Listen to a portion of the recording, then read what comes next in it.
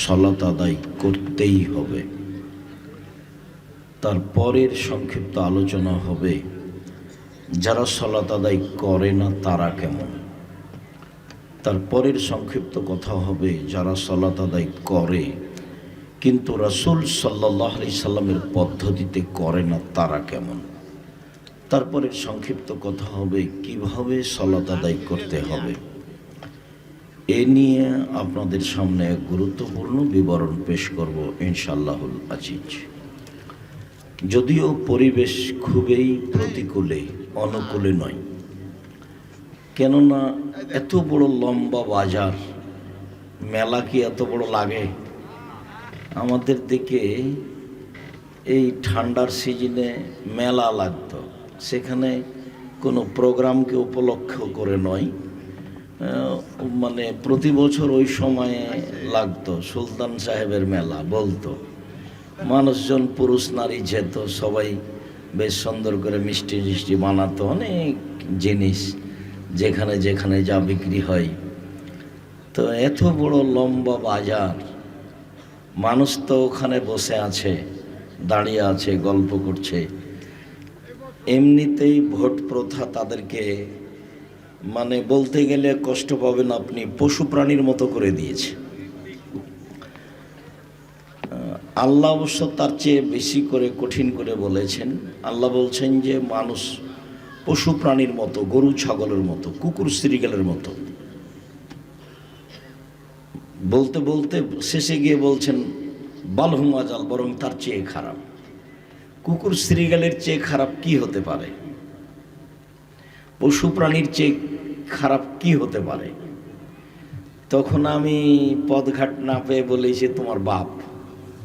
কিভাবে তোমার বাপ পশু প্রাণীর চেয়ে খারাপ, কুকুর শ্রীগালের চেয়ে খারাপ? তো তোমার বাপ তো জানে যে আমার আব্বা মারা গেছে, জমি আমার বোনকেও দিতে হবে। তো এতদিন যাবৎ তোমার আব্বা বোনকে জমি দিল না কেন? তো তোমার আব্বা তো মানুষ, জানে, পশু প্রাণী তো বুঝে না। তো তোমার আব্বা দিল না, আজও দেয়নি, বালু মাজাল, বরং তার চেয়ে খারাপ, মানে পশু প্রাণীর চেয়ে খারাপ। যৌতুক নিতে হবে না, তুমি নিয়েছো বিবাহতে। বিবাহের শুরু থেকে নিয়ে শেষ পর্যন্ত মেয়ের পিতার 10টা টাকা খরচ হবে, এটা হাদিস কোরআনে বোঝা যায় না। বিবাহের শুরু থেকে নিয়ে শেষ পর্যন্ত মেয়ের পিতার 10টা টাকা খরচ হবে, এটা বোঝা যায় না। সব খরচ ছেলের পিতার। আল্লাহ তাআলা বলছেন ফানকিহুন্না বিইজনি আহলিহিন্না ওয়াতুহুন্না উজুরাহুন্না, তোমরা মেয়ের অভিভাবককে বলে বিবাহ করো আর তাদের মোহর বুঝিয়ে দাও। তো এই টাকার বিষয়টা আসলো, মোহর বুঝিয়ে দিতে হবে, এটা আল্লাহর আদেশ। আর রাসূল সাল্লাল্লাহু আলাইহি সাল্লাম বললেন ইয়া মাশারাশ শাবাব মান ইসতাতা মিনকুমুল বাত ফালিয়াতাজাওয়াজ, হে যুবক মানুষ যারা তোমরা বিবাহ করতে চাও, যদি তোমাদের শক্তি সামর্থ্য থাকে, মানে স্ত্রী লালন পালনের ক্ষমতা থাকে, শারীরিক ক্ষমতা থাকে, বউ নিয়ে এসে বাড়িতে রাখতে হবে, বৈঠকখানা করতে হবে, এইসব যদি ব্যবস্থা থাকে, ফালিয়াতাজাওয়াজ, সে যেন বিবাহ করে। আল্লাহর নবী বলছেন যে টাকা পয়সার ব্যাপার ছেলের পিতার, ছেলের। ফাইনলাম ইস্তাতে, তুমি যদি না পারো, সে যদি না পারে, এগুলো ব্যবস্থা যদি না থাকে, ফাইলাহি বিসম, তাহলে সে রোজা থাকবে। ফাইনাহুল্লাহ বেজা, রোজাই হচ্ছে তার যৌবনকে দমন করার মাধ্যম। টাকা থাকলে বিবাহ করত, টাকা নেই, তো এখন যুবক মানুষ তার যৌবনকে, প্রবৃত্তিকে কিভাবে ঠেকাবে? তখন আল্লাহ রাসূল সাল্লাল্লাহু আলাইহি সাল্লাম বলেন রোজা সিয়াম থেকে ঠেকাও।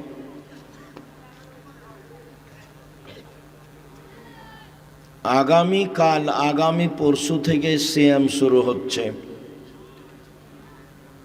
এক সাহাবী রাসূল সাল্লাল্লাহু আলাইহি সাল্লামকে বলছেন আল্লাহর নবী, শাবান মাসে আপনি এত বেশি সিয়াম থাকেন কেন?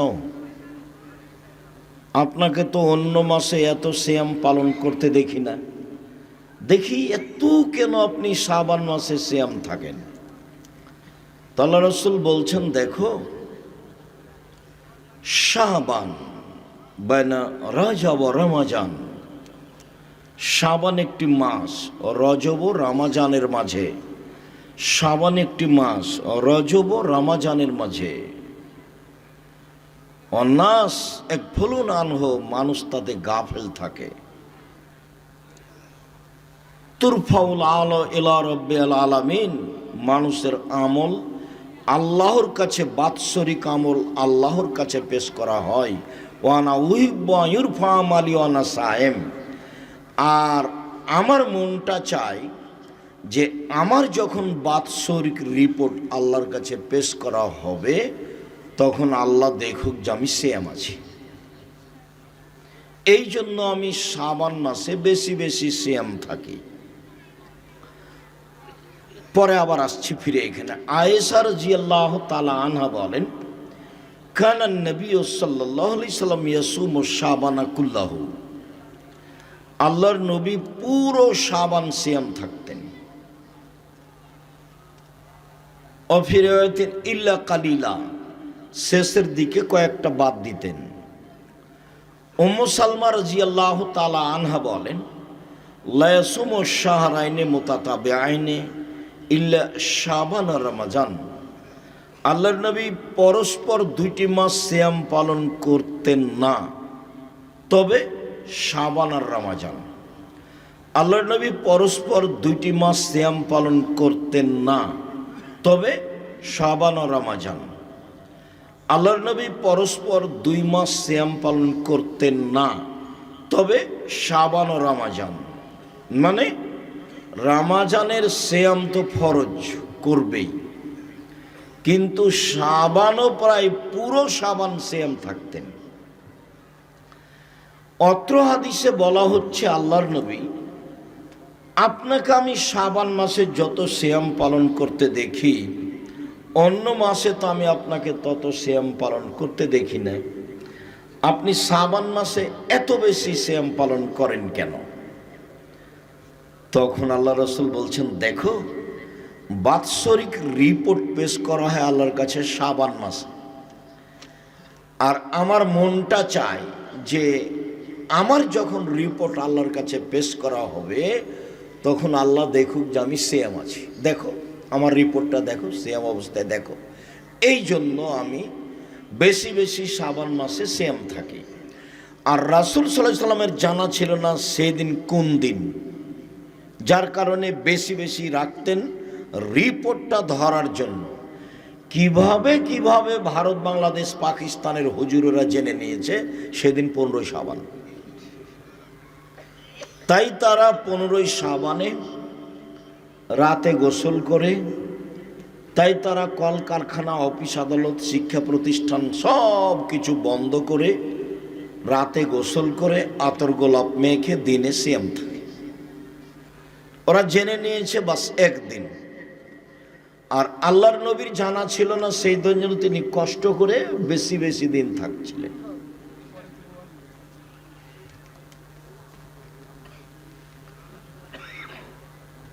সম্মানিত দিনী ভাই বোন, ইবাদতের জগতে সবচেয়ে দামি গুরুত্বপূর্ণ ইবাদত সিয়াম। ইবাদতের জগতে সবচেয়ে দামি গুরুত্বপূর্ণ ইবাদত হলো সিয়াম। আবু সাঈদ খুদরি রাদিয়াল্লাহু তাআলা আনহু বলেন, রাসূল সাল্লাল্লাহু আলাইহি ওয়াসাল্লাম বলেছেন, মান সামা ইয়াওমান ফি সাবিলিল্লাহ বা'দাল্লাহু ওয়াজহানিন নারি সাবিনা খরিফা, কেউ যদি আল্লাহকে সন্তুষ্ট করার জন্য একদিন সিয়াম থাকে, তাহলে আল্লাহ তাকে জাহান্নাম থেকে 70 বছরের পথ দূরে সরিয়ে দেবেন।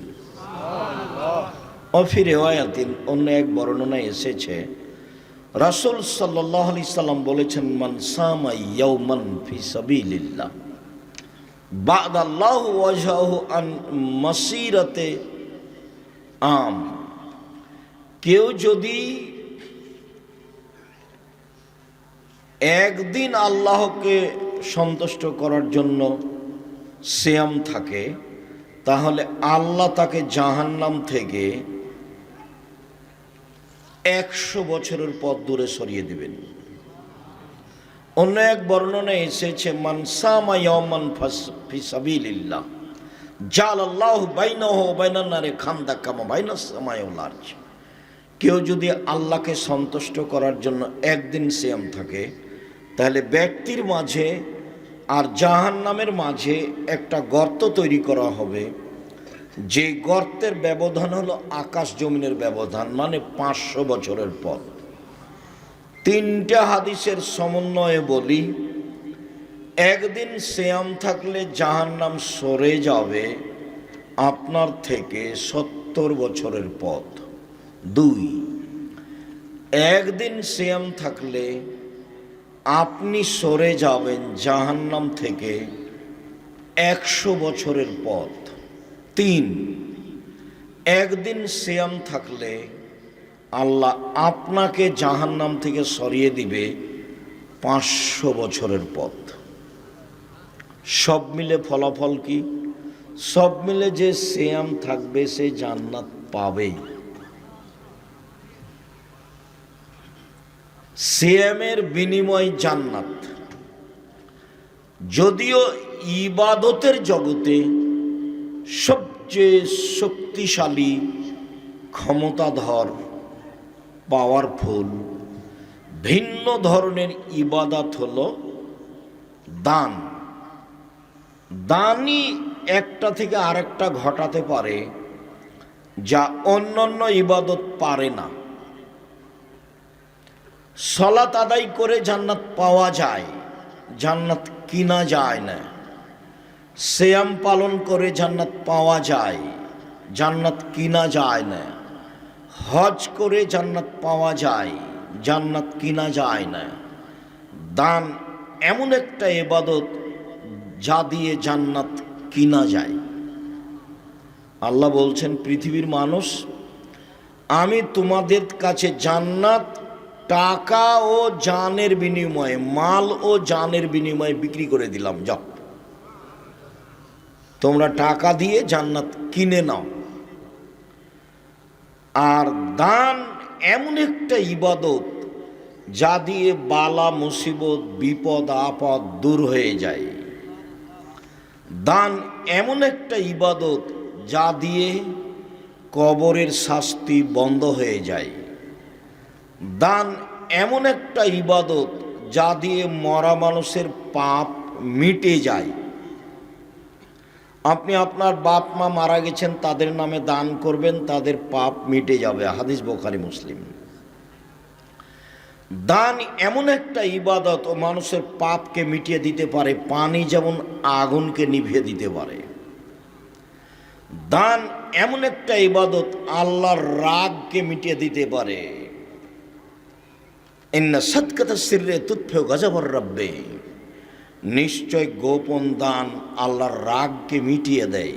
দান এমন একটা ইবাদত যা বিচারের মাঠে দলিল হিসাবে আসবে। দান এমন একটা ইবাদত বিচারের মাঠে আপনাকে ছায়া করার জন্য আসবে।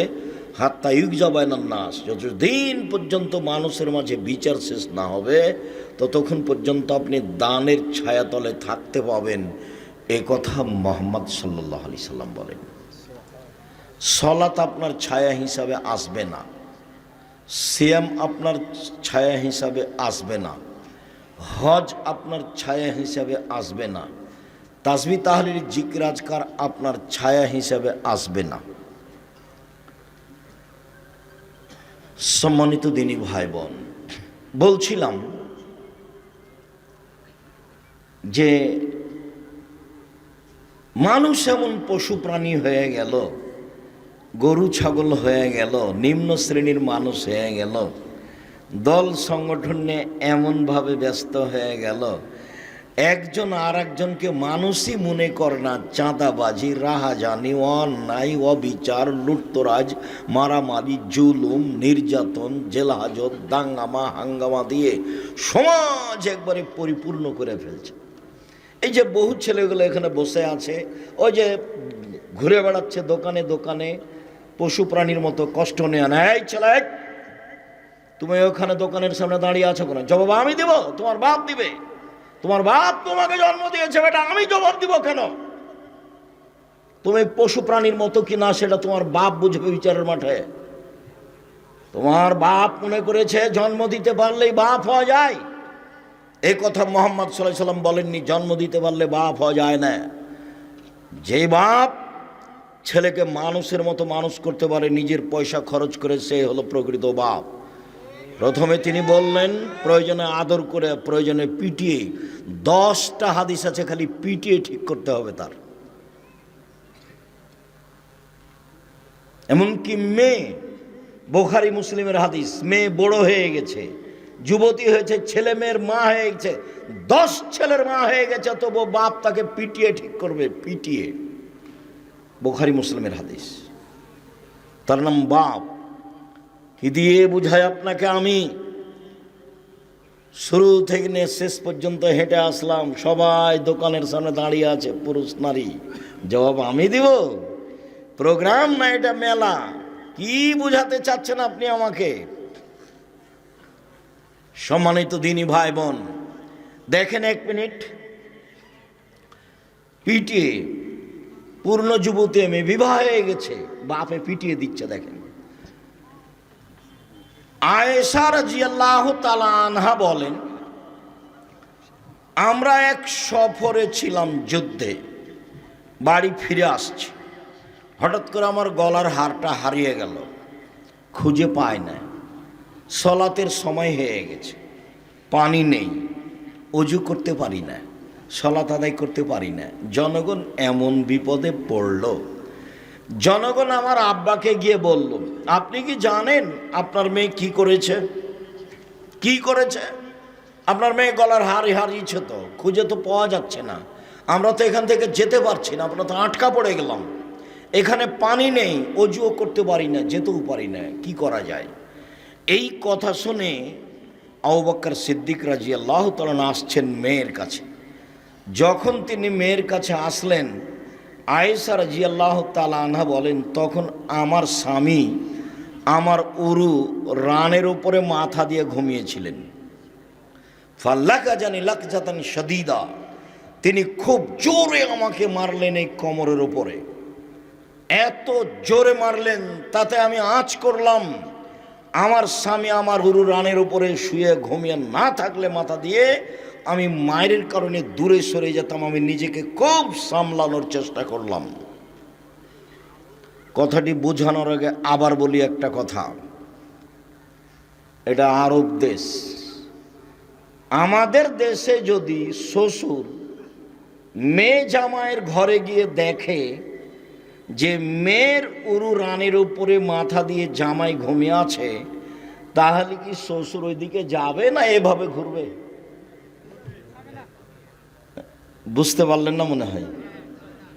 এইভাবে উল্টা ঘুরবে না? আমাদের দেশের গতিবিধিতে ওইদিকে যাবে না, পাল্টা এদিকে ঘুরবে। তো এই পরিবেশকে আবু বকর সিদ্দিক রাদিয়াল্লাহু তাআলা কিছুই মনে করলেন না, তিনি গিয়েই মেয়েকে মেরে দিলেন এই সময়ে। তো এবার বুঝেন,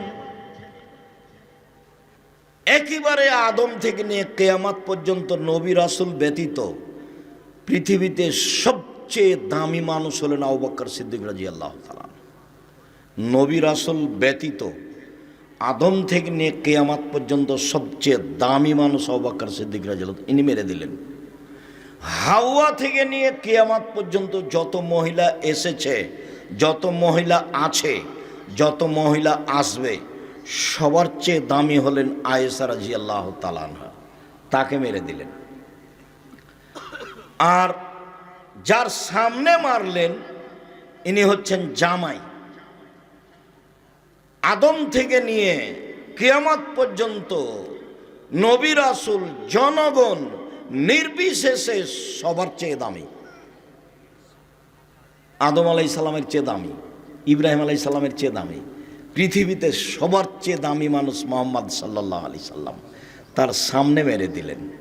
এবার তাহলে বুঝেন, সবচেয়ে বড় মানুষে মারলেন, সবচেয়ে বড় মহিলাকে মারলেন, সবচেয়ে বড় মানুষের সামনে মারলেন, বিবাহিতা মেয়েকে মারলেন, জামাইয়ের সামনে মারলেন, পূর্ণ যুবতী মেয়েকে মারলেন, হাত দিয়ে মারলেন, খোলা মাঠে মারলেন, 1400 মানুষের সামনে মারলেন, সবচেয়ে বড় মানুষে মারলেন, সবচেয়ে বড় মহিলাকে মারলেন, সবচেয়ে বড় মানুষের সামনে মারলেন, পূর্ণ যুবতী মেয়েকে মারলেন, বিবাহদারী মেয়েকে মারলেন, জামাইয়ের সামনে মারলেন, হাত দিয়ে মারলেন, দিন দুপুরে মারলেন, খোলা মাঠে মারলেন, 1400 মানুষের সামনে মারলেন। এত বড় মানুষে, এত বড় বেটিকে এত বড় মানুষের সামনে খোলা মাঠে মেরে দিলেন। ভুল কোথায় গলার হার হারিয়ে গেছে খেয়াল করতে পারেননি, সেই জন্য। আর আপনার মেয়েটা জোহর থেকে এখানে ঢং ঢং করে ঘুরছে, আপনি তার খোঁজও নিতে পারেন না। আপনি আবার বাপ, ছি, ফু ফু। আপনার মতো বাপের প্রয়োজন আমি মনে করি না। 519 জন এতিম অসহায় আছে জামিয়া সালাফিয়ায়, দেশের সবচেয়ে বড় প্রতিষ্ঠান, আলহামদুলিল্লাহ সবচেয়ে বড়। 519 জন খালি এতিম অসহায় আছে। আপনি মারা গেলে কালকে আবার যদি 500 মেয়ে যায় ওখানে, ছেলে যায়, সমস্যা নেই, চলবে ইনশাআল্লাহ। আপনার মতো বাপ আমি বেঁচে থাকা চাইনি। বাপ এই যে দেখেন কেমন, এই যে বুখারী মুসলিমের হাদিস যেটা দেখালাম আপনাকে, বুঝতে পারলেন না মনে হয়? এরই নাম বাপ। জবাব আমি দিব।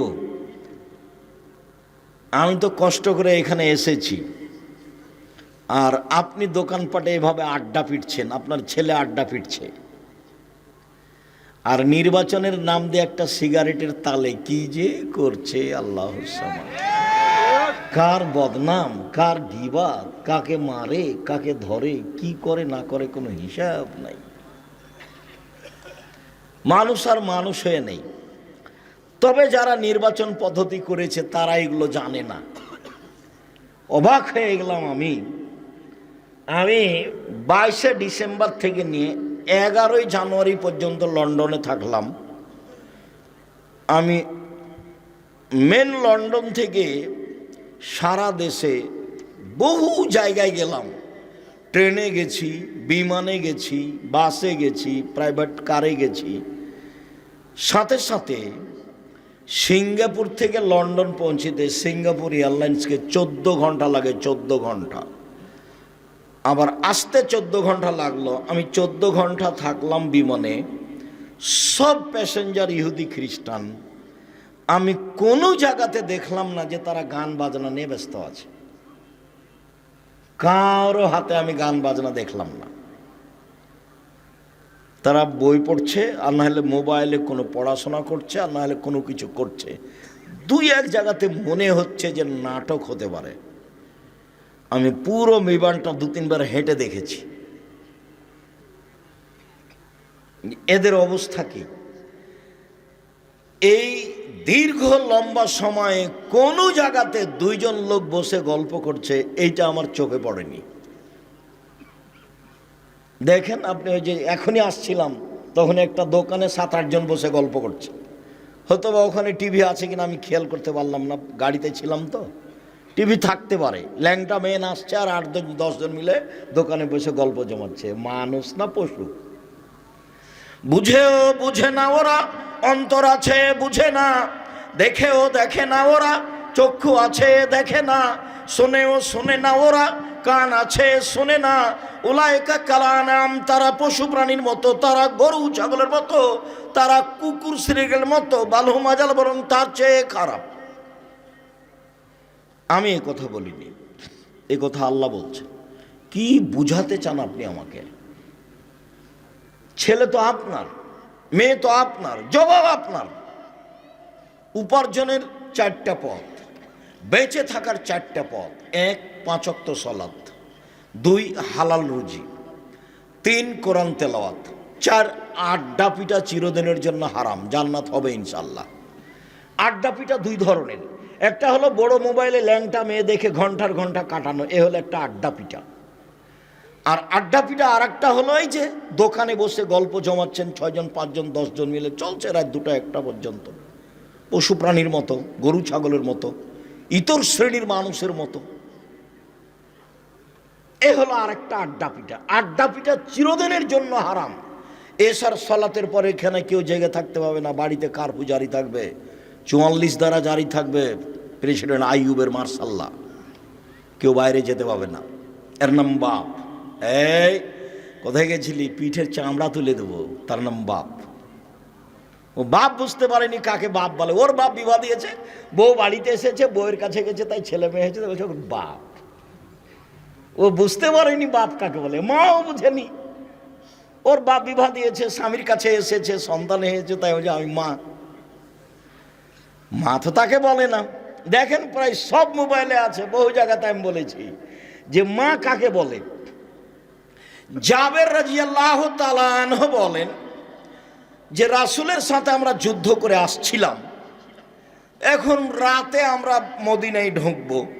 তো আল্লাহ রাসূল বলছেন, এই থামো থামো, সবাই এখানে থাকো, সবাই এখানে থাকো, সকালে ঢুকবো। তো আমি জাবের বলছেন, আল্লাহর নবী আমি নতুন বিবাহ করেছি, আমাকে বাড়ি যেতে দেন। তখন আল্লাহ রাসূল সাল্লাল্লাহু আলাইহি ওয়াসাল্লাম বলছেন, ও তুমি নতুন বিবাহ করেছ, তো কুমারী মেয়ে বিবাহ করেছ না তালাক প্রাপ্তা মেয়ে বিবাহ করেছ? তখন আমি বললাম, আল্লাহ রাসূল আমি তালাক প্রাপ্তা বেশি বয়সের মেয়ে বিবাহ করেছি। তো রাসূল সাল্লাল্লাহু আলাইহি ওয়াসাল্লাম বললেন, কেন তুমি কুমারী মেয়ে কেন বিবাহ করলে না? তুমি তার সাথে খেলতো, তোমার সাথে খেলতো। আল্লাহ রাসূল এই পর্যন্ত বললেন। তখন জাবের রাদিয়াল্লাহু আনহু বলছেন, আল্লাহ নবী শোনেন, আমার আব্বা উহুদের যুদ্ধে শহীদ হয়েছে 9 জন মেয়ে রেখে, আমার 9 জন বোন আছে। আমার আব্বা উহুদের যুদ্ধে শহীদ হয়েছে 9 জন মেয়ে রেখে, আমার 9 জন বোন আছে। ফাআকরাহু আন আতাযাওয়াজা মিসলাহুন্না, আমার বোনদের মতো কম বয়সের মেয়েকে আমি বিবাহ করা পছন্দ করিনি 4টা কারণে। আল্লাহর নবী শোনেন, আমার বোনদের মতো কম বয়সের মেয়েকে বিবাহ করা পছন্দ করিনি 4টা কারণে।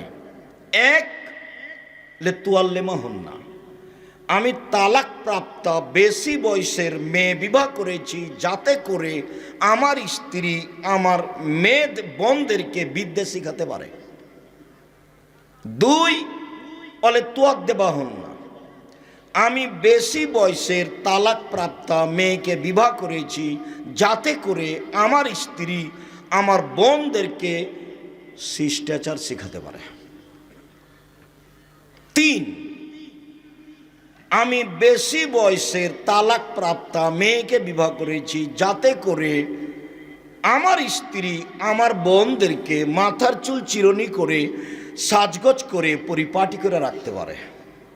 4, আমি বেশি বয়সের তালাক প্রাপ্তা মেয়েকে বিবাহ করেছি যাতে করে আমার স্ত্রী 1, মা মানে বাচ্চাদের বিদ্যা শিখাবে, 2, মা মানে বাচ্চাদের শিষ্টাচার শিখাবে। তুমি বলো তো, একটা ছেলে, তুমি তো ক্লাস 10-এ পড়ো, তোমাকেই বলি আমি, তুমি বলো যে আমরা এখানে বক্তব্য দিচ্ছি, ওখানেও দোকানে আড্ডা পিটছে, এটা কোন শিষ্টাচার? বলো এটা কোন শিষ্টাচার? এশার সালাতের পরে মুরব্বীরা মাথায় টুপি দিয়ে দোকানে বসে এর বদনাম করছে, বলো তো এটা কোন শিষ্টাচার? দলের নাম দিয়ে তোমরা মিছিল করছো আর বলছো অমুকের চরিত্র ফুলের মতো পবিত্র, আর তুমি একজনকে একবার জান্নাতে ঢুকিয়ে দিচ্ছ, বলো তো এটা কোন শিষ্টাচার? বিগত বছর চাঁপাইনবাবগঞ্জ কানসাটে একদিন প্রোগ্রামে গেছি, তা আমাকে বলছেন যে আপনি আমাদের নেত্রীর জন্য দোয়া করবেন। তা আমি অবাক হয়ে গেলাম। আমি বললাম, দুঃখিত, আপনার কথায় আমি অবাক হয়ে গেলাম। আমি জাতির কাছে কোনোদিন বিক্রি হইনি, আপনার কাছে বিক্রি হতে হবে এরকম হিসাব আমার মাথাতে নেই। আমি মুসলিম পুরুষ নারীর জন্য দোয়া করি। আপনি যেভাবে বলেছেন সেভাবে আমার দেহে শ্বাস থাকাকালীন সম্ভব নয়। বলেন কি? আপনাদের নেত্রীর বয়স ৪৫ মিনিট। যারা যত বড় জালেম হবে তার সময় তত কম হবে। ফেরাউনের বয়স ছিল মাত্র ২-৩ মিনিট। ফেরাউন ডুবলো, ডুবলো, ডুবলো, ডুবলো, ডুবলো, এগেছে ২-৩ মিনিট। আর আদ সামুদের বয়স সময় ছিল হাফ মিনিট, ৩০ সেকেন্ড, ২০ সেকেন্ড, বিদ্যুৎ, তারপরে নাই, আদ সামুদ নেই। আল্লাহ বলছেন আদ সামুদ এত ক্ষমতাধর ছিল, এত ক্ষমতাধর ছিল, লাম ইউখলাক মিসলুহা ফিল বিলাদ, পৃথিবীর মাটিতে আমি অত শক্তিশালী জাতি কখনো কোনোদিন সৃষ্টি করিনি। ফেরাউনকে আল্লাহ বহুবার বলেছেন, ফেরাউন মনে রেখো, তোমার পূর্বে যারা ছিল তারা অর্থ সম্পদে তোমাদের চেয়ে বেশি ছিল।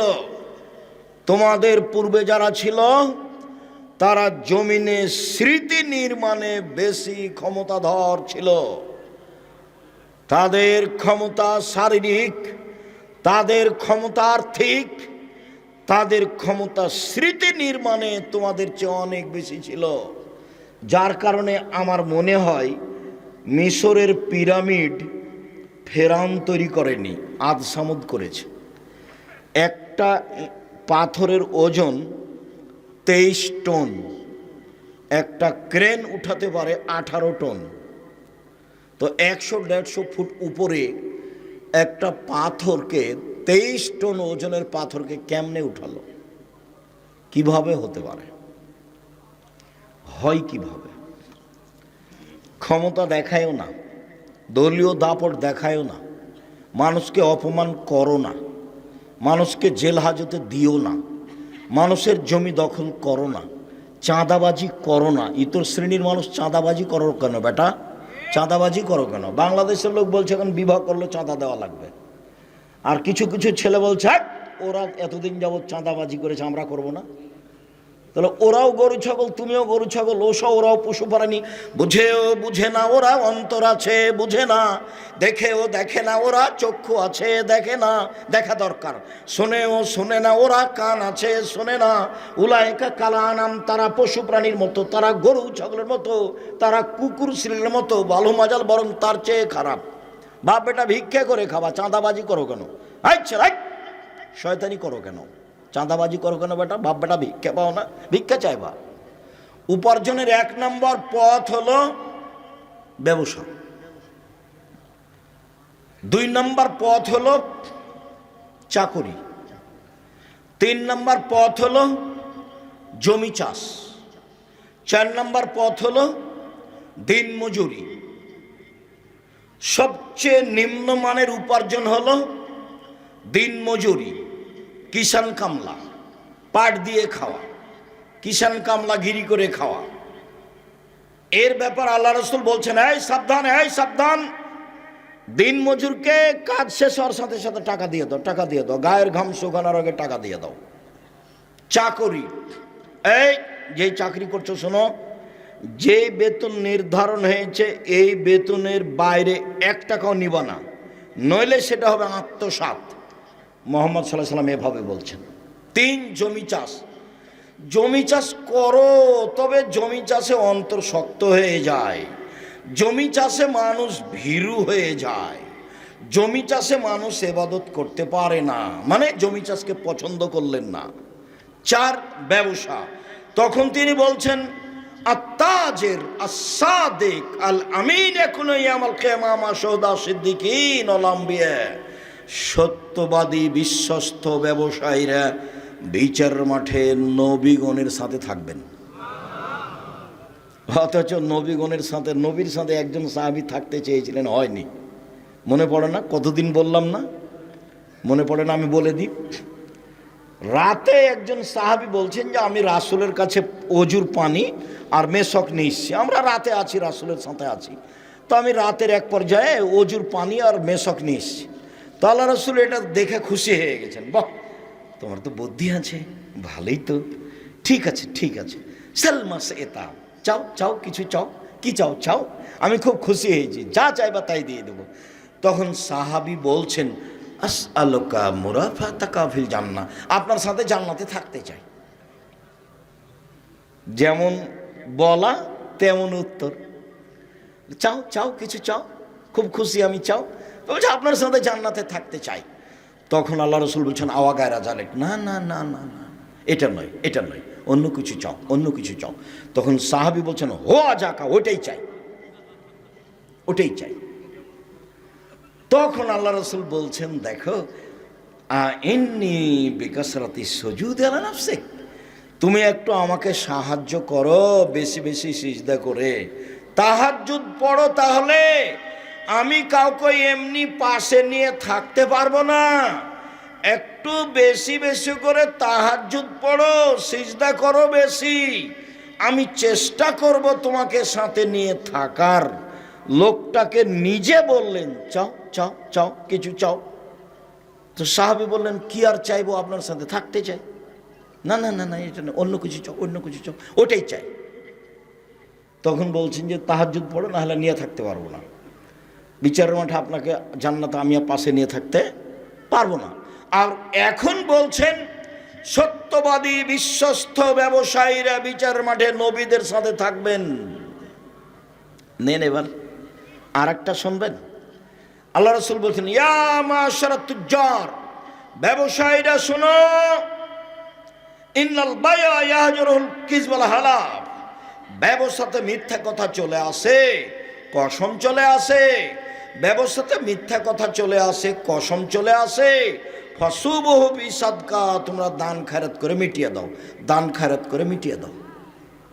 তাহলে ব্যবসার কত তিনি ব্যাপারে ব্যবসায়ীকে উৎসাহিত করলেন। চকলেট বিক্রিও ব্যবসা, বাদাম বিক্রিও ব্যবসা, কলা বিক্রিও ব্যবসা, জাপান থেকে মাল নিয়ে এসে চট্টগ্রামে নামিয়ে ঢাকাতে নিয়ে আসা ব্যবসা।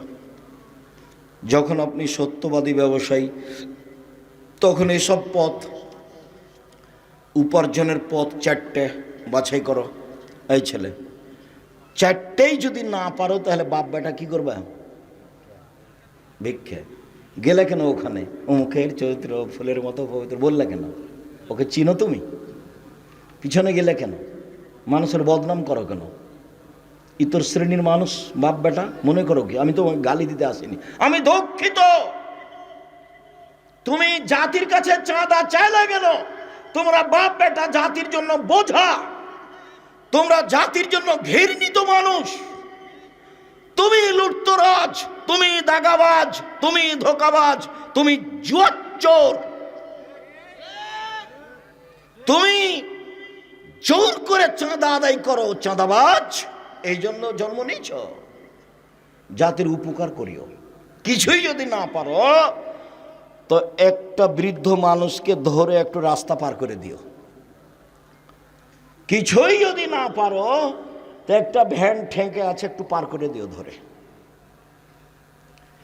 কিছুই যদি না পারো তো পাশে একটা বৃদ্ধ মানুষ এসেছে, ওকে তুমি উঠে গিয়ে বসতে দিও। কিছুই যদি না পারো তো গাড়িতে একটা লোক ধরছে না, একটা বয়স্ক মানুষ এসেছে, তুমি আছো, তুমি নেমে গিয়ে বলো, চাচা আপনি যান আমি পরে যাব, চাচা আপনি যান আমি পরে যাব, আপনি যান। এটা করিও। কিছুই যদি না পারো, জাতির উপকার করো। দাগাবাজ হয়েও না, ধোকাবাজ হয়েও না, জুয়াচোর হয়েও না, চাঁদাবাজ হয়েও না। কেন এগুলা করবা? অবাক হয়ে যাই, লন্ডন অমুসলিম কাফেরদের দেশ, মুহাম্মদ সাল্লাল্লাহু আলাইহি সাল্লামের সব নিয়ম কানুন শিষ্টাচার নিয়ে নিয়েছে। একটা মেয়ে বোরখা পরে, 22 হাতের বোরখা পরে সারা দিন সারা রাত যদি ঘুরে, কেউ তাকে একটু কটু কথা বলতে পারবে না, মজাক করতে পারবে না। একটা মেয়ে যদি কাপড় ছাড়াই হাঁটে, গায়ে কাপড়ই না এমনি হাঁটছে, সারা দিন হাঁটলে কেউ তার দিকে বাঁকা চোখে তাকিয়ে কথা বলতে পারবে না। কথা বললেই 18 বছর জেল হবে। কতদিন জেল হবে? 18 বছর। খালি মেয়েটা যদি অভিযোগ করে তাহলে 18 বছর জেল হবে। যে দেশে বিবাহ নাই, যে দেশে জেনা কোনো ব্যাপার নয়, এরপরেও একটা মেয়ে খালি গায়ে হাঁটছে রাস্তাতে, কেউ যদি কোনো জায়গায় মজাক করে একটু উত্ত্যক্ত করে, মেয়েটা যদি পুলিশকে ডেকে বলে দেয় এর 18 বছর জেল হবে, মুখ খুলবে না, এর ভয় আছে 18 বছর জেল, মুখ খুলবে না। দুনিয়া উল্টে গেল, রাস্তাতে হাঁটছে ওর পাশাপাশি, তার সাথে একটু কথা বলবে না সাহস করে, তার নাম নিয়ম। এটাই মোহাম্মদ সাল্লাল্লাহু আলাইহি সাল্লামের নিয়ম। নিয়মটা ওরা নিয়ে নিয়েছে, আর ভোট পদ্ধতি ওরা করে না, আমাদের উপরে চাপিয়ে দিয়েছে। এসব গতিবিধি যত কিছু দেখছো, কোর্ট কাচারি অফিস আদালত সব কিছু, এইসব মোবাইলের ফাংশন ওদের হাতে। আমি এরকম কিছু দেখলাম না, তোমার হাতে মোবাইল।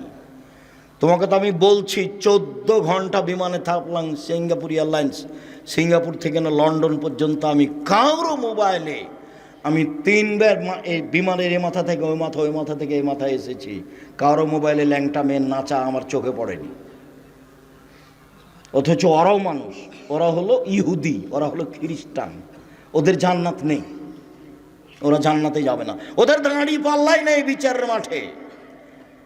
পাপ নেকির জন্য দাঁড়ি পাল্লার জন্য আগে বলতে হবে আমি সাক্ষ্য দিচ্ছি আল্লাহ ছাড়া কোনো মাবুদ নেই, মানে শিরক নেই। আমি সাক্ষ্য দিচ্ছি মোহাম্মদ আল্লাহর রাসূল, মানে বিদাত নেই। এই দুইটা সাক্ষী ছাড়া কারো পাপ নেকি বিচারের মাঠে ওজন হবে না। হিন্দুদের পাপ নেকি ওজন হবে না, তারা এটা সাক্ষী দেয়নি। ইহুদিদের পাপ নেকি ওজন হবে না, তারা এই সাক্ষী দেয়নি। খ্রিস্টানদের পাপ নেকি ওজন হবে না, তারা এই সাক্ষী দেয়নি। কাদিয়ানীদের পাপ নেকি ওজন হবে না, তাদের সাক্ষী কেটে গেছে। শিয়াদের পাপ নাকি ওজন হবে না, তাদের সাক্ষী কেটে গেছে। তোমরা যারা নাটোরে বসবাস করছো, এরকম যদি দিনরাত বড় বড় শিরক করো, তাহলে সাক্ষী কেটে গেছে। কি বলি, দিনরাত আমাদের দেশের স্কুলে ছেলে মেয়ে বলছে ও কালিমা তোমার আকাশ, ও কালিমা তোমার বাতাস। আমি তো 30 বছর আগে বলেছি তোর বাপের আকাশ। কই কই আপনার ছেলে মেয়ে তো বললো না কোনোদিন ওর নাকি খুব মেধা ভালো, ও নাকি বড় ডাক্তার, ও নাকি বড় ইঞ্জিনিয়ার, ও নাকি সমাজের শিক্ষিত মানুষ। দুইজন মিলে তো খুব গল্প করলেন। কতদিন যে আপনার গল্প আমি বিমানে আর ট্রেনে শুনলাম, রাস্তাঘাটে খালি স্বামী স্ত্রী যাকে পাই তার সাথে গল্প করে। বন্ধু বান্ধবকে বলে দোস্ত শুনেছ আমার ছেলে তো গোল্ডেন পেয়েছে, আমার ছেলে তো বড় ডাক্তার। ঠিক আছে, বড় ডাক্তার মানে জানেন আপনি প্রায় ওই কোম্পানির ওষুধ লিখেছে যে কোম্পানি তাকে টাকা দিয়েছে, তখনও সে বড় ডাক্তার। ধোঁকাবাজ, ও ধোঁকাবাজ। চুরি করে তখনও বড় ইঞ্জিনিয়ার, ও হলো চোর, টাকাটাই লস। এখন বাপ বেটা মিলে আপনারা কেমন জানেন, বাপ বেটা মিলে চাঁপাইনবাবগঞ্জের ভাষাতে আমও গেল, ছালাও গেল, কাঁদতে কাঁদতে দুই চোখও গেল। জীবনটাই এটাই। সম্মানিত দিনী ভাই বোন, বলছিলাম আগামী পরশু থেকে সিয়াম শুরু হবে। ইবাদতের জগতে সবচেয়ে দামি ইবাদত সিয়াম। বৃহস্পতিবার সোমবার সিয়াম থাকতেন আল্লাহর নবী। কেন? সাপ্তাহিক রিপোর্ট পেশ করা হয় আল্লাহর কাছে। মুহাম্মদ সাল্লাল্লাহু আলাইহি সাল্লাম চাইতেন সাপ্তাহিক রিপোর্ট আল্লাহ আমার সিয়াম অবস্থায় দেখুক। দেখো দেখো আমার আমলটা দেখো, এই যে সোমবার আজকে সিয়াম ছিলাম, নাও বৃহস্পতিবারে সিয়াম থাকবেন, নাও রিপোর্ট নাও, দেখো সিয়াম অবস্থায়। সিয়াম অবস্থায় রিপোর্ট দেওয়া কে ভালোবাসতেন? মুহাম্মদ সাল্লাল্লাহু আলাইহি সাল্লাম। বাৎসরিক রিপোর্ট সিয়াম অবস্থায় দেওয়া কে ভালোবাসতেন? মুহাম্মদ সাল্লাল্লাহু আলাইহি সাল্লাম। তাই একটানা 15 দিন সিয়াম থাকবেন।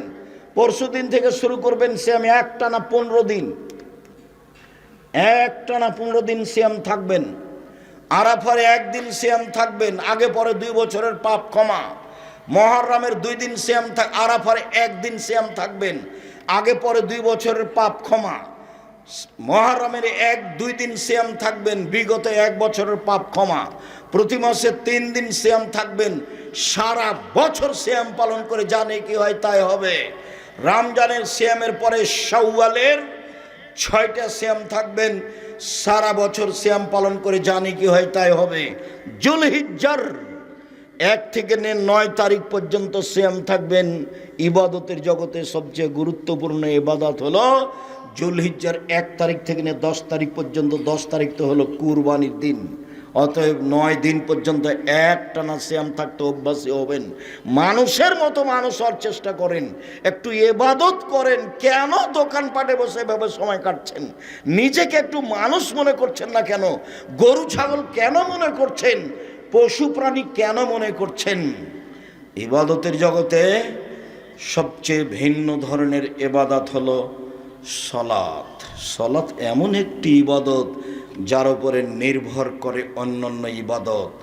সলাত একটি এমন ইবাদত যার উপরে নির্ভর করে অন্যান্য ইবাদত। শুনুন, সিয়াম দামি ইবাদত, এ কথাই ঠিক। যদি সলাত না থাকে তাহলে সিয়াম কেটে দেওয়া হবে, বাতিল। হজ বড় ইবাদত, হজ কবুল হলে লোকটা হয়ে যাবে সেদিনের মতো যেদিন তার মাতাকে জন্ম দিয়েছে, নিষ্পাপ হয়ে যাবে। কিন্তু সলাত নামাজ না থাকলে হজকে কেটে দেওয়া হবে, এটা বাতিল। সবচেয়ে শক্তিশালী ক্ষমতাধর পাওয়ারফুল ইবাদত হলো দান। যদি সলাত আদায় না করে তাহলে এটা কেটে দেওয়া হবে, তার নাম সলাত। মুহাম্মদ সাল্লাল্লাহু আলাইহি সাল্লাম বলেন, আউয়াল মাইস আল্লাহ আব্দুবিহি আওয়াল কিয়ামাস সালাহ। বিচারের মাঠে মানুষকে প্রথমে জিজ্ঞাসা করা হবে সলাত। ফাইন সালাহাত সালাহু সায়র আমলিহি। যদি সলাত টিকে যায় সব ইবাদত টিকে যাবে। আইন ফাসাদাত ফাসাদাল্লাহু সায়র আমলিহি। যদি সলাত না টিকে বাকি সব ইবাদত বাতিল বলে গণ্য হবে। আবু হুরায়রা রাদিয়াল্লাহু তাআলা আনহু বলেন, রাসূল সাল্লাল্লাহু আলাইহি ওয়াসাল্লাম বলেছেন, সালাত 3 ভাগে বিভক্ত। আত-তাহুর সলসুন, ওযু হলো 3 ভাগের 1 ভাগ। আর রুকু সলসুন, রুকু হলো 3 ভাগের 1 ভাগ। আর সুজুদ সলসুন, সিজদা হলো 3 ভাগের 1 ভাগ। ফামানা দাহাবে হাক্কেহা, যে এই 3টে ঠিক ঠিক আদায় করলো, কবিলাত সলাতহু, তার সলাত কবুল করা হবে। অকবেলা সায়র আমালিহি, সব ইবাদত কবুল করা হবে। অইন রুদ্দাত আলাইহি সলাতহু, যদি সলাত তার বাতিল করা হয়, রুদ্দা আলাইহি সায়র আমালিহি, সব আমল বাতিল।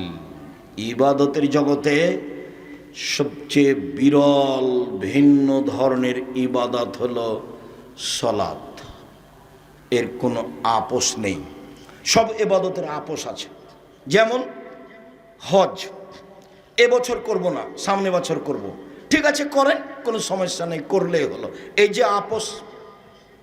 যাকাত 2 মাস আগেই দিব, দেন। 1 মাস পরে দিব, দেন।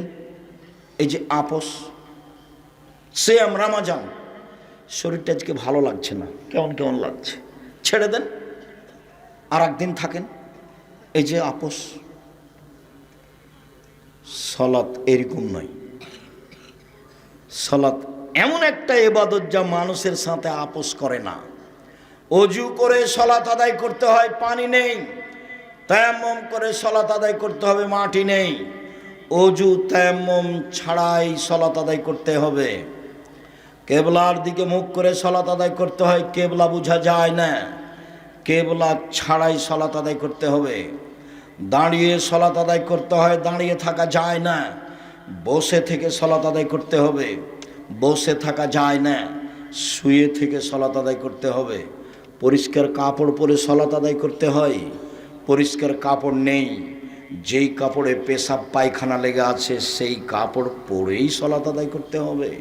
পরিষ্কার অপরিষ্কার কোনো কাপড়ই নেই, আপনি কারণবশত উলঙ্গ হয়ে আছেন, এই উলঙ্গ অবস্থাতেই সলাত আদায় করতে হবে, করতেই হবে। মানুষের সাথে আপোষ করে না সলাত। গাড়িতে উঠে আছেন, ঠেলে ঠেল মানে না, শিকল ধরে আছেন, সলাতের টাইম পার হয়ে যাচ্ছে, এই অবস্থায় সলাত আদায় করতে হবে।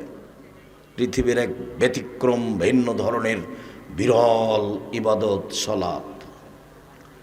সম্মানিত দিনী ভাই বোন, এই কারণে ইমাম আহমদ ইবনে হাম্বল রাহিমাহুল্লাহ বলেছেন, অলসতা করে কেউ যদি সালাত ছেড়ে দেয় তাহলে তাকে জবে করতে হবে, হত্যা করতে হবে।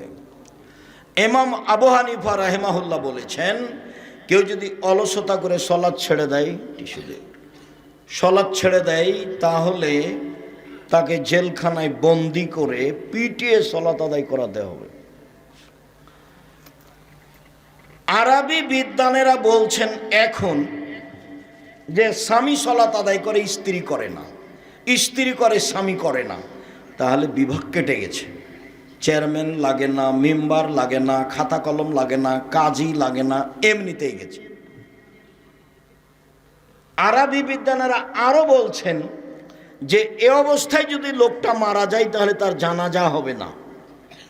তারা আরো বলছেন যে এই লোকটাকে মুসলমানের কবরস্থানে কবর দেওয়া হবে না, ওকে হিন্দুদের শ্মশান ঘাটে ফেলে দিতে হবে। এইভাবেই কলম লিখেছে। পৃথিবীতে এক ব্যতিক্রম ইবাদত হলো সালাত। সংক্ষিপ্তভাবে আপনাকে বললাম, কোরআন হাদিসের হুবাহু অনুবাদ না করেই আল্লাহ যেভাবে আদেশ করেছেন, নবী যেভাবে আদেশ করেছেন, তাতে সালাত আদায় করতেই হবে। এরপরে দেখি যারা সালাত আদায় করে না তারা কেমন। রাসূল সাল্লাল্লাহু আলাইহি ওয়াসাল্লাম বলেছেন, বাইনাল আবদি ওয়া বাইনাল কুফরি তারকুস সালাহ। মুসলমান এবং কাফেরের মধ্যে পার্থক্য হচ্ছে সালাত ছেড়ে দেওয়া।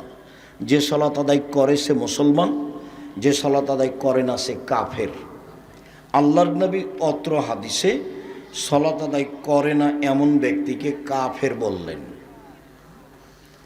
আবু হুরায়রা রাদিয়াল্লাহু তাআলা আনহু বলেন, রাসূল সাল্লাল্লাহু আলাইহি ওয়াসাল্লাম বলেছেন, মান তারাকা সালাতা মুতাআম্মিদান ফাকাদ কাফারা। কেউ যদি ইচ্ছাকৃত সালাত ছেড়ে দেয় তাহলে সে কাফের হয়ে গেল।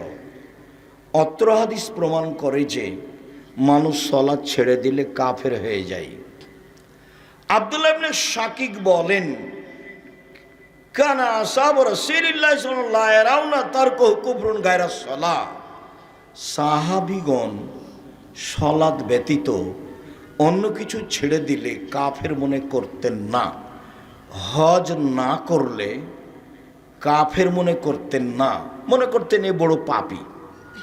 যাকাত না দিলে কাফের মনে করতেন না, মনে করতেন এ বড় পাপী। কিন্তু সালাত না পড়লে সাহাবীগণ বলতেন এ হলো কাফের। সালাত আদায় করে না যারা, তারা কাফের। এরপরে বলি, সালাত আদায় করে কিন্তু রাসূলের পদ্ধতিতে করে না তারা কেমন। এক খেলে চেয়ে থাকবেন। আমরা যে লম্বা সময় কথা বলবো তা নয়। যারা যেখানে আছেন দয়া করে দোকানপাটে হোক, রাস্তাঘাটে হোক, বসতে জায়গা পান আর না পান, এক খেয়ালে আমার দিকে চেয়ে থাকেন। আমি আপনার কিছু না কিছু উপকার করবই ইনশাআল্লাহ। আমি শুধু আপনার জন্য এসেছি। যখন আপনি দোকানপাটে বসে থাকেন তখন আমার খুব কষ্ট হয় এবং এটাকে আমি খুব ভারী চোখে দেখি। আপনার মেয়ে যখন ভ্যানিটি ব্যাগ নিয়ে হাটে বাজারে চলে যায় তখন আমার খুব আফসোস হয় কি এই মেয়েটার বাপ নেই কি, এই মেয়েটার কি শ্বশুর নেই, এর কি দেবর নেই, এর কি ভাসুর নেই, এর কি বোনের ছেলে নেই, এর কি ভাইয়ের ছেলে নেই, এ কি সবাইকে মেরে খেয়েছে, এ বাজারে গেল কেন, কই আমরা তো কোনোদিন বাজারে যাই না, আমরা তো বেঁচে আছি। আমি আমার ছাত্র জীবন 16 বছর আর শিক্ষক জীবন চলছে 37 বছর। আমি কোনোদিন চায়ের স্টলে বসিনি। তো মরে গেছি নাকি? বেঁচে আছি তো। আপনি যখন চায়ের স্টলে বসে গল্প করেন, আমি যখন গাড়ি নিয়ে পাশ দিয়ে আপনার চলে যাই তখন আমার আফসোসের শেষ থাকে না। কেন? আপনি একজন মুসলমান মানুষ, আপনার চরিত্র দেখে আমি খুব কষ্ট পাই। আপনার ছেলে যখন মিছিল করে রাস্তাঘাট বন্ধ করে চলে যায় তখন আমার খুব দুঃখ হয়।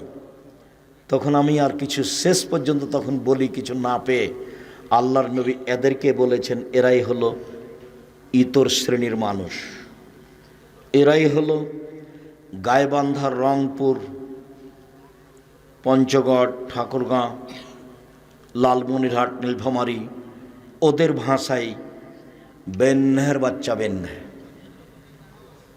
এরাই হলো চাঁপাই নবাবগঞ্জের ভাষায় ছোট লোকের বাচ্চা ছোট লোক। ঢাকার ভাষাটা আমি মুখে বলতে পারলাম না।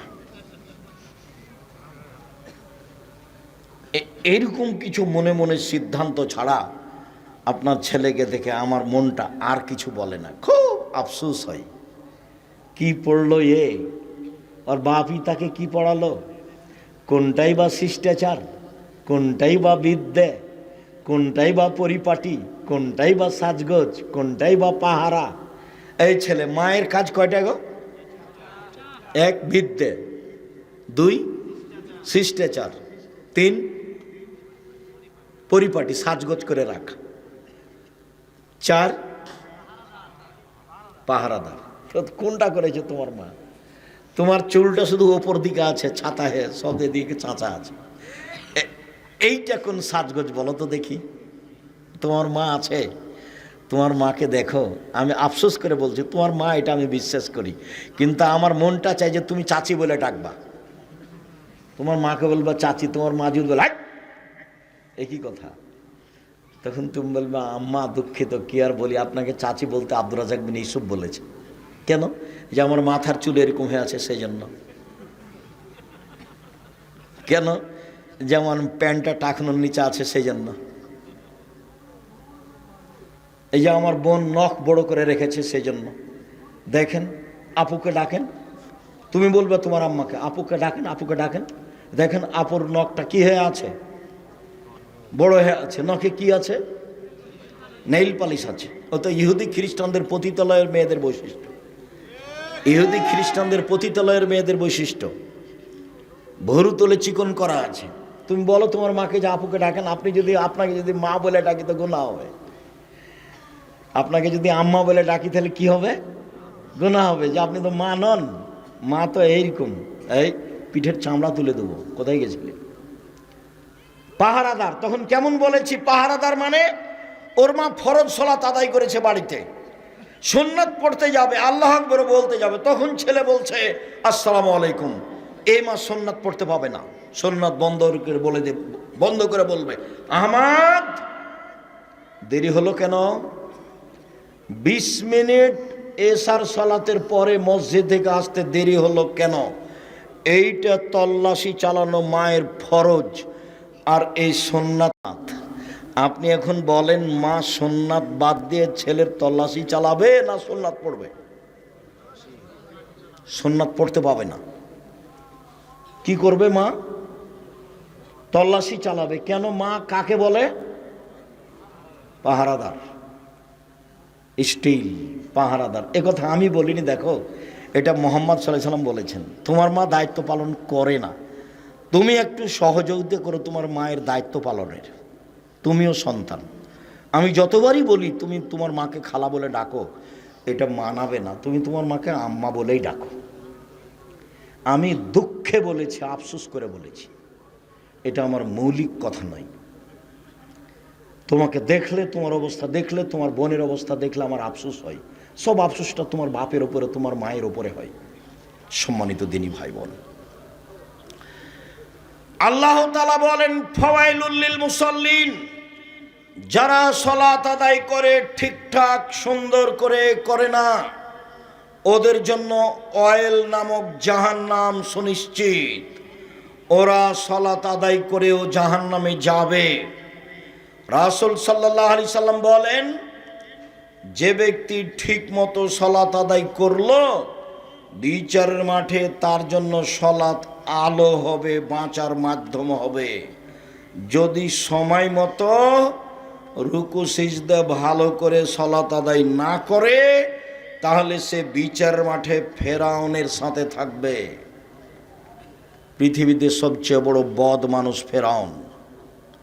পৃথিবীর ইতিহাসে এত বড় বদ মানুষ কেউ জন্ম নেয়নি। ফেরাউনই বলেছে একবার মুসা আলাইহিস সালামকে, মুসা লাইন ইত্তাখাযতা ইলাহান গায়রি লাজালান্নাকা মিনাল মাসজুনিন, তুমি যদি আমাকে বাদ দিয়ে কাউকে আল্লাহ বলো, তাহলে আমি ফেরাউন তোমাকে জেলখানায় বন্দি করে দেব। এই ফেরাউনই একবার মুসা আলাইহিস সালামকে বলেছেন, মুসা মা আলিমতু লাকুম মিন ইলাহিন গায়রি, আমি ব্যতীত তোমাদের আর কোনো আল্লাহ আছে এই কথা আমি জানি না। এই ফেরাউনই একবার মুসাকে বলেছে, মুসা আনা রাব্বুকুমুল আলা, আমি হচ্ছি তোমাদের সবচেয়ে বড় আল্লাহ, আমি হচ্ছি তোমাদের সবচেয়ে বড় প্রতিপালক। এগুলো ফেরাউনের ভাষা। এইরকম ভাষা পৃথিবীতে অতীতের কারো নেই।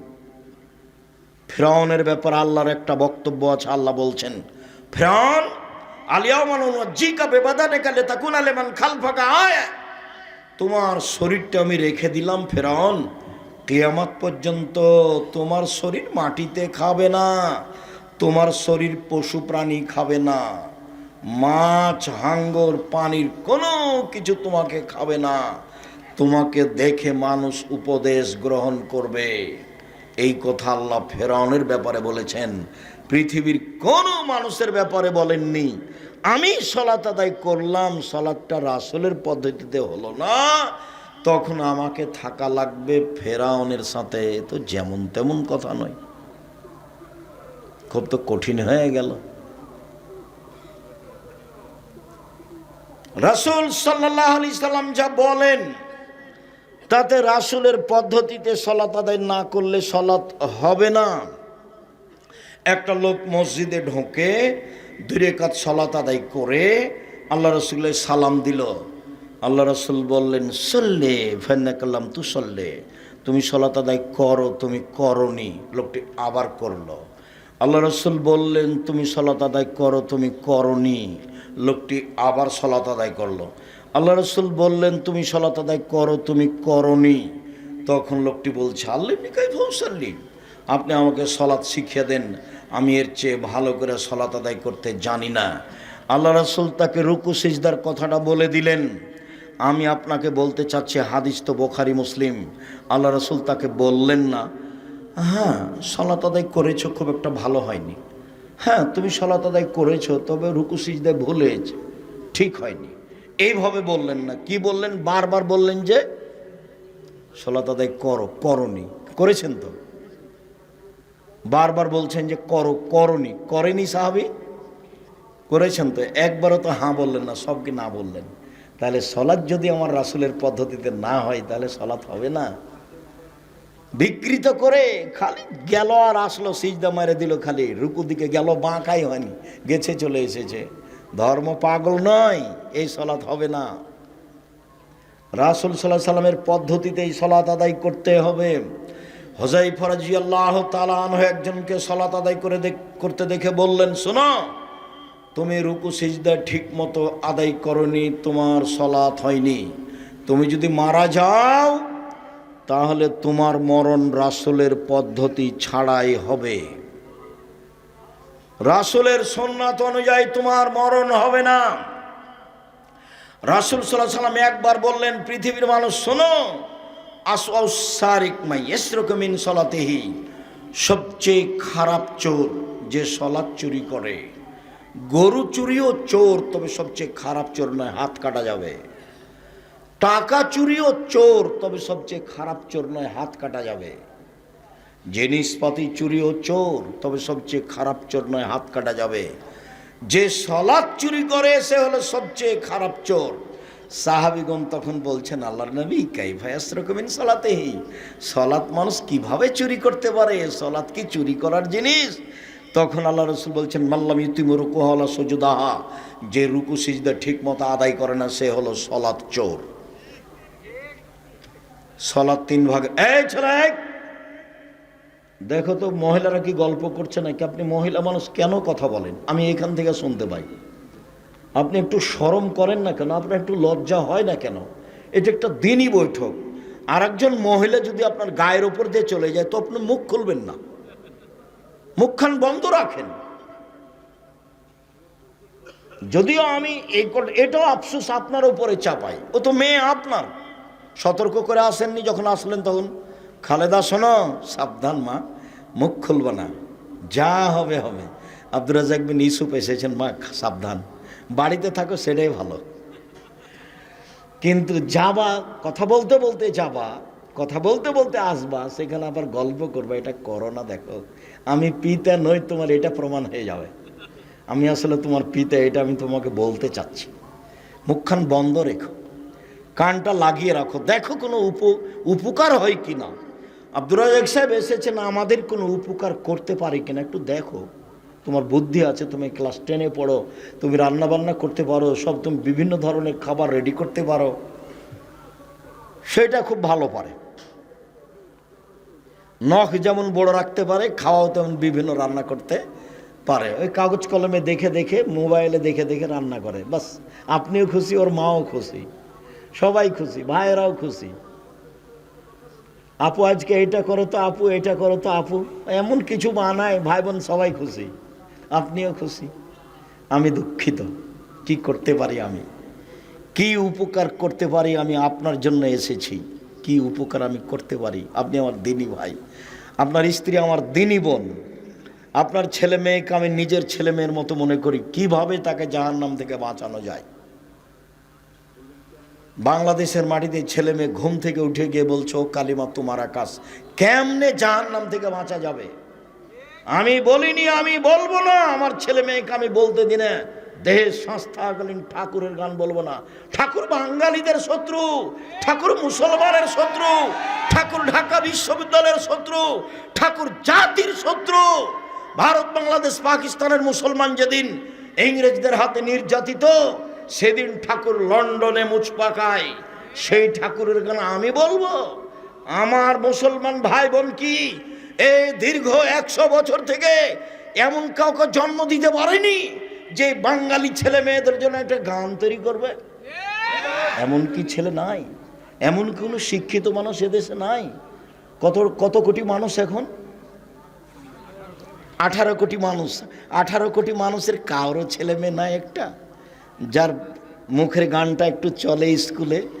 ছি ছি ছি ছি ছি ছি ছি, নাউজুবিল্লাহ মিন জালিক। মনে রেখো, আমি আব্দুর রাজ্জাক বিন ইউসুফ দেহে সংস্থাকালীন ঠাকুরের গান মুখে উচ্চারণ করব না। ঠাকুরের গান আমি বলার জন্য জন্ম নিইনি, ঠাকুরের গানকে উৎখাত করার জন্য জন্ম নিয়েছি। সিলেট কোর্টে উপস্থিত হলাম, 5,000 কোটি টাকার মামলা। কি আমি বলেছি, ও কালিমা তোমার আকাশ, ও কালিমা তোমার বাতাস, তোর বাপের আকাশ। এই কথা বলে আমি ঠাকুরের নিন্দা করেছি, তাই মানহানির মামলা। কাঠগড়ায় যখন দাঁড়ালাম, তখন জজ আমাকে বলছে, আপনি কি পিস টিভির আলোচক? আমি বললাম জি। আপনার মামলাটা খারিজ করে দিলাম। আমি ঠাকুরের নিন্দা করিনি। ঠাকুর আবার কে? আরে ঠাকুর তো হিন্দু মানুষ, ঠাকুর আবার কে? ঠাকুরের গান আমি গাইবো কেন? ঠাকুরকে আমি জপব কেন? অসম্ভব হতে পারে না। আমার দেহে সংস্থা গেলে নেতা করতে পারি না। আমি মুসলিম চির রণবীর, মরণকে করি না ভয়, মরলে শহীদ বাঁচলে গাজী আমার উভয় সমান। মরাও যতটুকু, বাঁচাও ততটুকু, মরলেও জান্নাতি, বাঁচলেও জান্নাতি, উভয় আমার সমান। আমি মুসলিম চির রণবীর। আমি ঠাকুরের গানকে কবর দিতে এসেছি, ওকে জাতির সামনে রাখতে আসেনি। ঠাকুর আবার কে? সম্মানিত দিনী ভাই বোন, বলছিলাম রাসূল সাল্লাল্লাহু আলাইহি সাল্লাম যা বললেন, তাতে রাসূল সাল্লাল্লাহু আলাইহি সাল্লামের পদ্ধতিতে সলাত না হলে সলাত হবে না। কিভাবে পড়তে হবে? আল্লাহ রাসূল বললেন, সাল্লু কামা রাআইতুমুনি উসাল্লি, তোমরা সলাত আদায় করো যেভাবে আমাকে সলাত আদায় করতে দেখছো। বুখারী মুসলিম। আল্লাহ রাসূল কি বেঁচে আছেন? মদিনায় গিয়ে একটু দেখে আসবো রাসূল কিভাবে সলাত আদায় করছেন। আল্লাহ নবী যে বললেন, পৃথিবীর মানুষ তোমরা সলাত আদায় করো যেভাবে আমাকে করতে দেখছো। তা আমরা কি মদিনায় গিয়ে রাসূলকে দেখে আসবো? এখন কি তিনি বেঁচে আছেন? তাহলে পদ্ধতি কি, পরামর্শ? আমার পক্ষ থেকে 3টে পরামর্শ। 1, বাংলা বুখারী মুসলিম দেখে সলাত ঠিক করেন। এ দেখবেন না, ব্র্যাকেট দেখবেন না, আর টিকা দেখবেন না। বুঝাতে পারিনি কথা? বাংলা বুখারী দেখবেন, মুসলিম দেখবেন, কিন্তু কি দেখবেন না? ব্র্যাকেট দিয়ে যেটা ঘেরা লেখা আছে ওটা দেখবেন না। আর কি দেখবেন না? টিকা দিয়ে নিচে যেটা লেখা আছে সেটা দেখবেন না, তাহলে রাসূলের সালাতটা হুবাহু বুঝতে পারবেন যে এটাই রাসূলের সালাত, কোনো সন্দেহ নেই। দুই, তিনটা পরামর্শ। দুই, রিয়াজুস সলেহিন নাম শুনেছেন? এটা অনেক দিন পরে লেখা হয়েছে, 500 হিজরির দিকে। রিয়াজুস সলেহিন প্রায় সব হাদিসই ঠিক, প্রায় এইখান থেকে সালাত ঠিক করেন, এইটা আমার আন্তরিক অনুরোধ। তিন, আমার পরামর্শ, বাঙালি ভাই বোন যারা সালাতের উপরে বই লিখেছেন তাদেরটা পড়েন। আমি আব্দুর রাজ্জাক বিন ইউসুফ ভাষা জানি না, পড়াশোনা জানি না, কোনো রকম করে ছেঁচড়া মেচড়া করে কিছু করি আর বলি।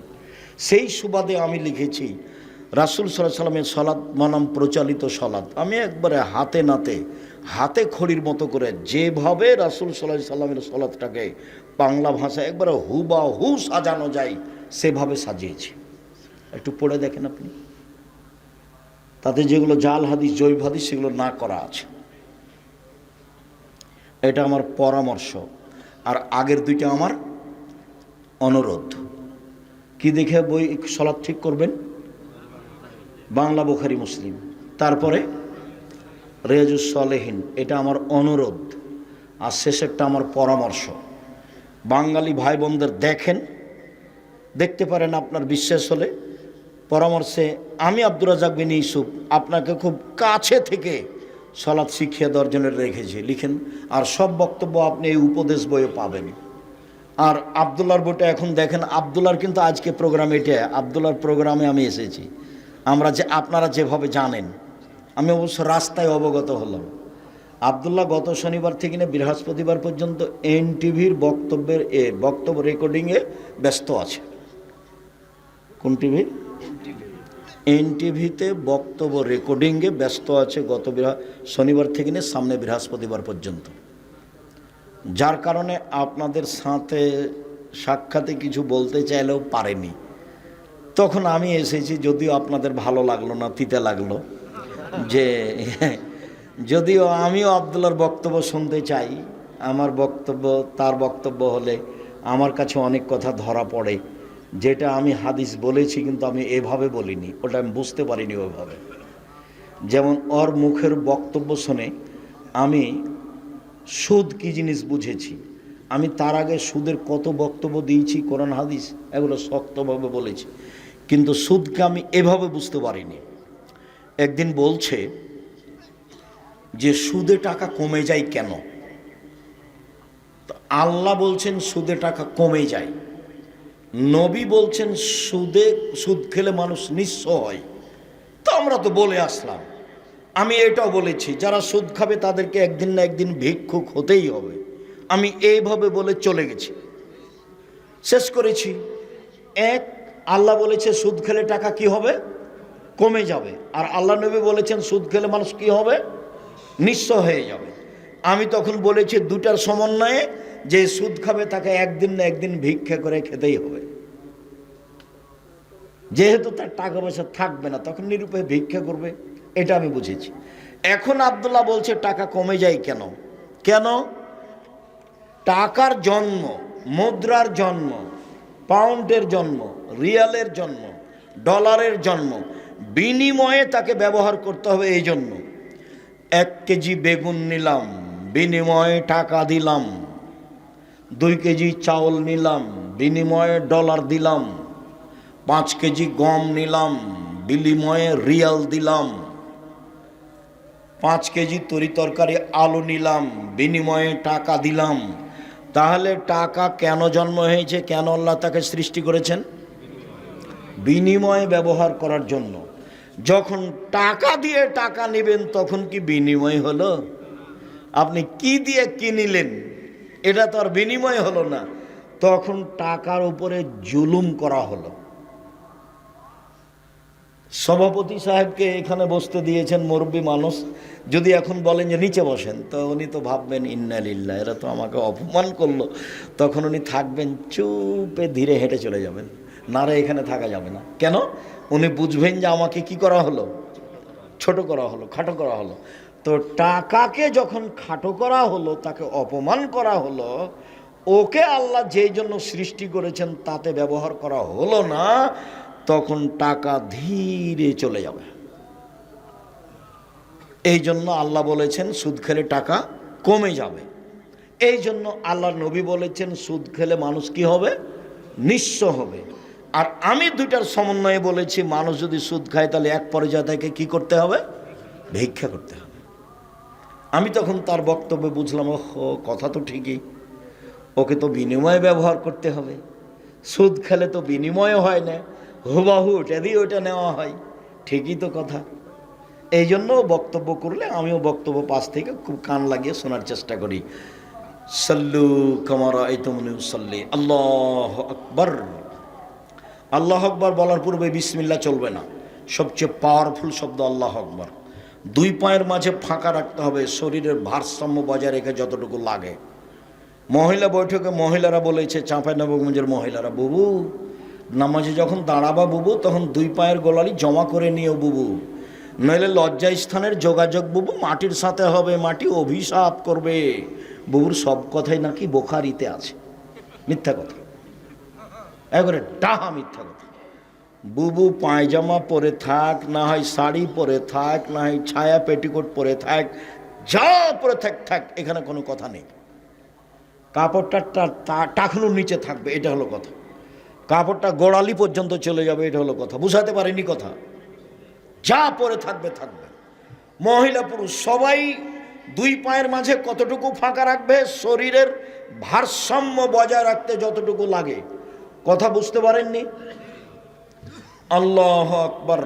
আল্লাহু আকবার বলার পূর্বে যদি পেশাব পায়খানার কাজ থাকে যান, পেশাব পায়খানার সময় বলবেন বিসমিল্লাহ আল্লাহুম্মা ইন্নী আউযু বিকা মিনাল খুবুসি ওয়াল খাবায়েস।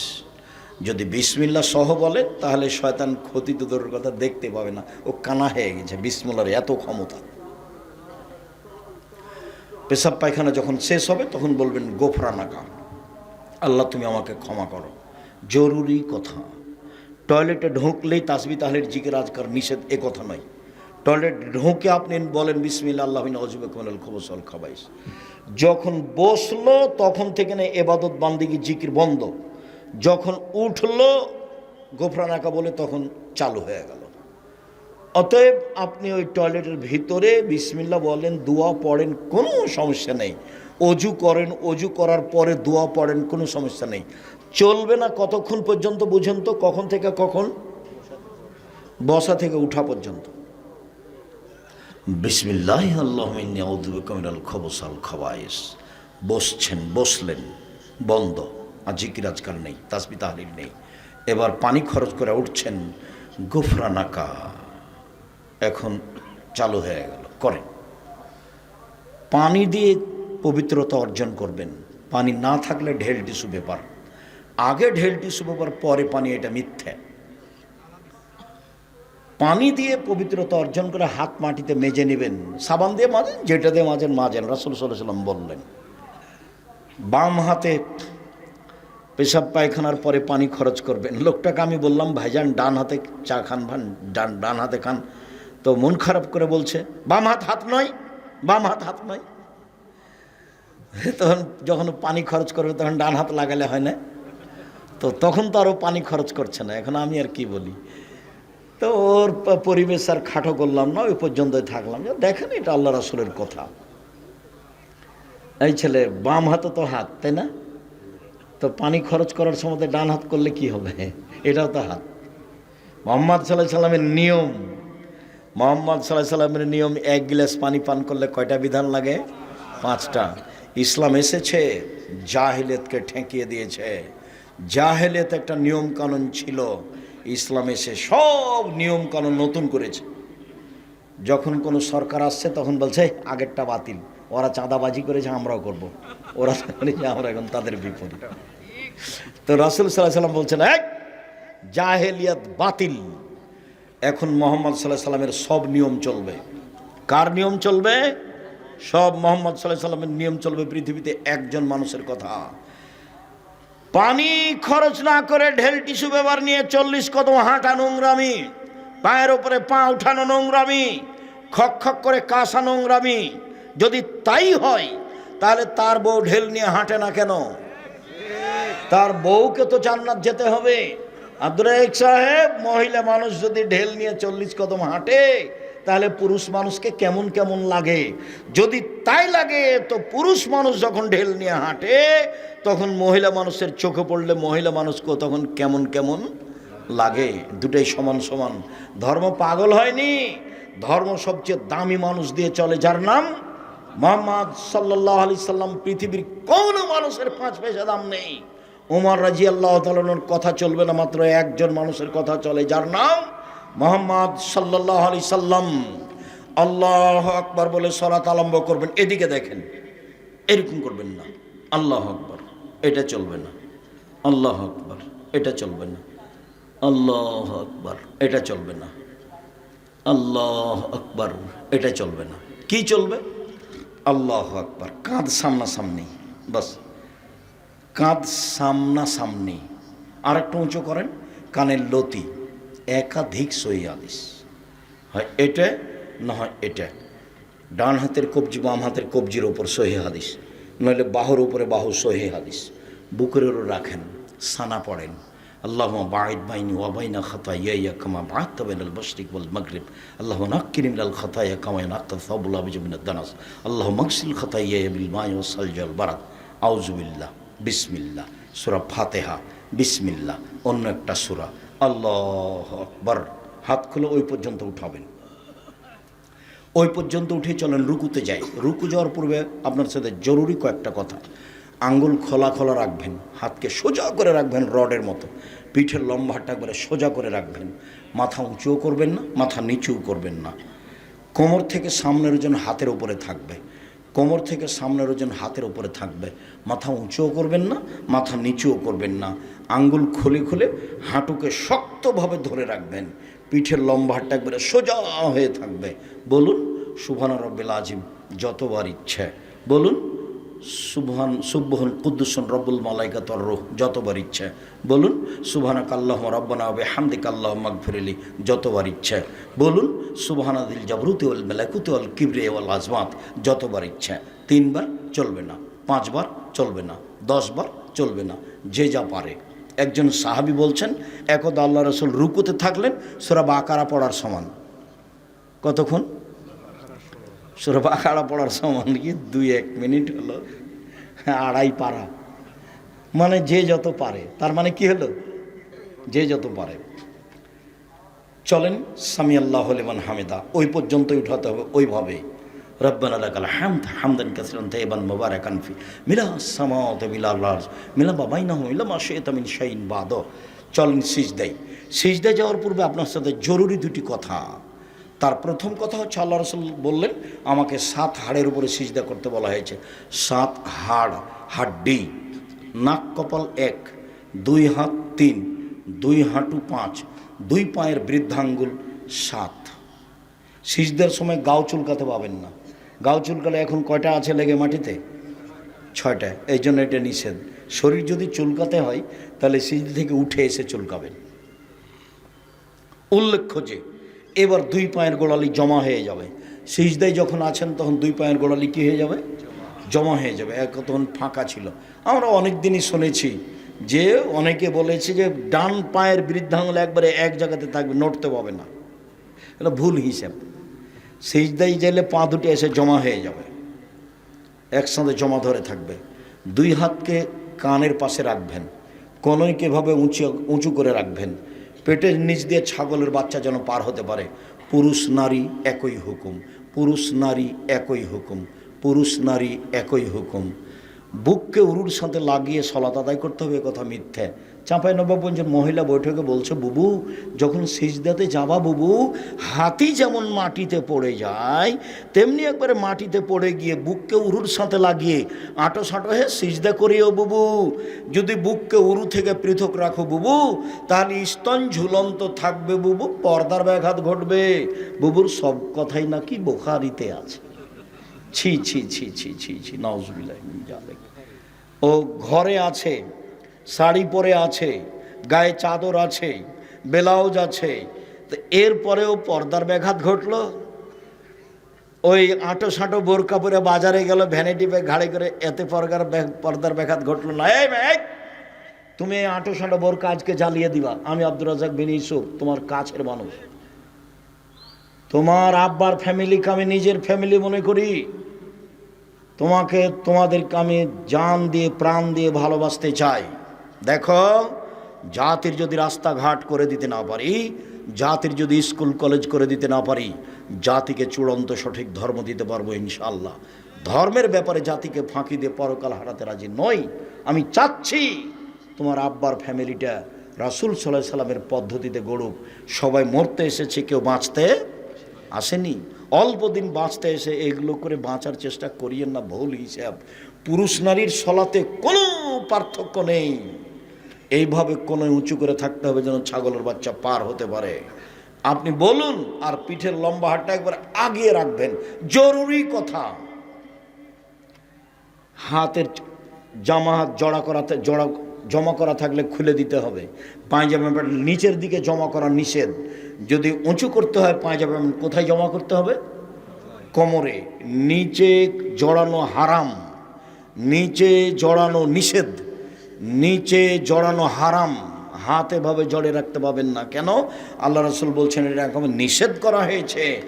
মাথার চুল খোপা বাঁধা যদি থাকে মহিলাদের, তাহলে খোপা খুলে দিতে হবে। যদি বেনি গাঁথা থাকে তাহলে পিছন দিকে ছেড়ে দিতে হবে। সবকে সিজদায় যাওয়ার সুযোগ দিতে হবে। মাথার চুল যদি খোপা বাঁধা থাকে তাহলে খুলে দিতে হবে। নারী পুরুষ একই হুকুম, খোপা খুলে দিতে হবে। বেনি গাঁথা থাকলে তার নিজ গতিতে যাবে, কোনো সমস্যা নেই। সিজদায় বলুন সুবহান রাব্বিল আলা যতবার ইচ্ছে, বলুন সুবহান কুদ্দুসুন রব্বুল মালাইকাতুর রূহ যতবার ইচ্ছে, বলুন সুবহানাকাল্লাহুম্মা রাব্বানা ওয়া বিহামদিকা আল্লাহুম্মা ইগফিরলি যতবার ইচ্ছে, বলুন আল্লাহুম্মা ইগফিরলি জামবি কুল্লাহু দিক্কা ওয়া জুল্লাহু ওয়া বলু আখিরুল নিয়াত সিররা। আরো যত দোয়া হাদিসের আছে সেগুলো বলুন। কি বলবেন? আল্লাহুম্মা ইন্নাকা আফুব্বুন তুহিব্বুল আফওয়া ফা'ফু আন্নি। কি বলবেন? আল্লাহুম্মা ইন্না নাসআলুকাল হুদা ওয়াত তুকা ওয়াল আফাফা ওয়াল গিনা। আব্দুর রাজ্জাক সাহেব, জানাজার দোয়াটা আমি বলতে পারি? বলেন।